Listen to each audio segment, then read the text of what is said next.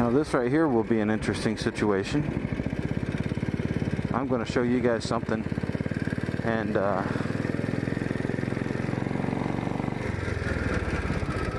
you won't believe this.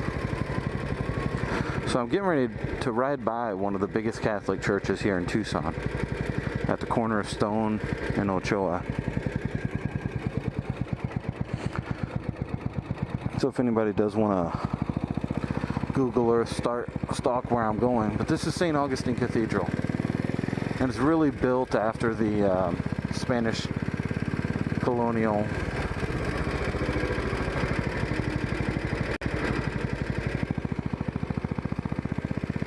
but there's something interesting about it. So there are a couple of places on it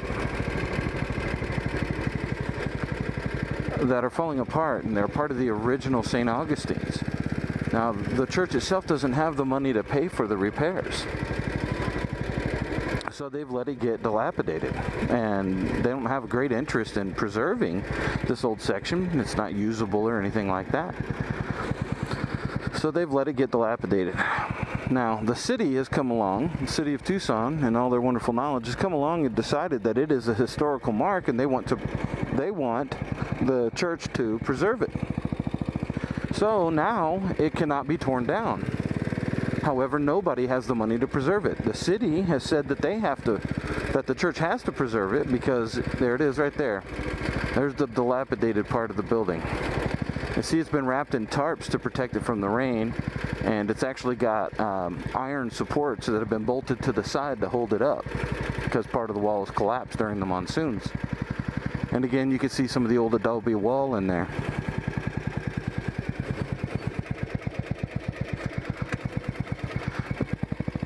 So an interesting thing about it is the Catholic Church doesn't want to repair it. They don't have the money to repair it, and quite honestly, if it fell down and was demolished, then maybe at some point in the future they could simply build something new there. The city doesn't want it to go away. The city wants this building to be preserved. It was a mission at one point. It was a college at another point. It was a local Catholic school.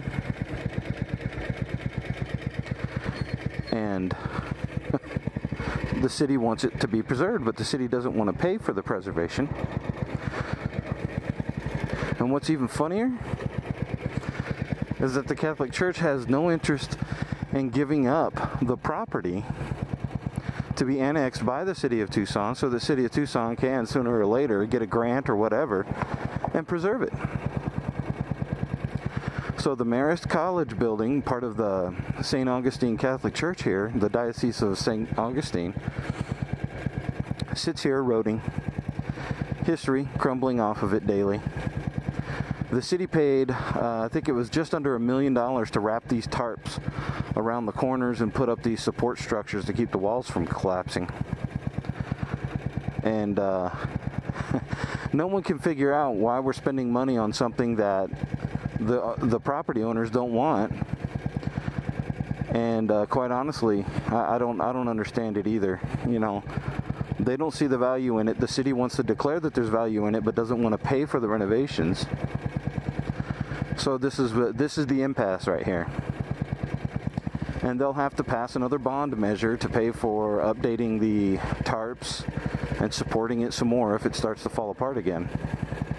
I think the last time it was used was in the 1950s. There the building sits nonetheless. So you get a little peek at the illogical underbelly of our local government here. These very colorful buildings over here in an area called La Placita. It's like a little shopping village you can only access on foot. It's indoor, outdoor, right next to the convention center. Most of the shops, unfortunately, are empty. This last recession took care of most of those shops.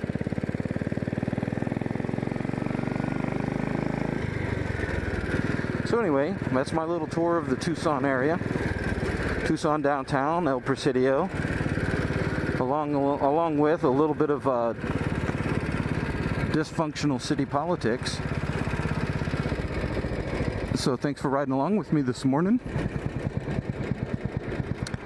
And I'll take another ride here in a little bit and maybe document some other stuff too.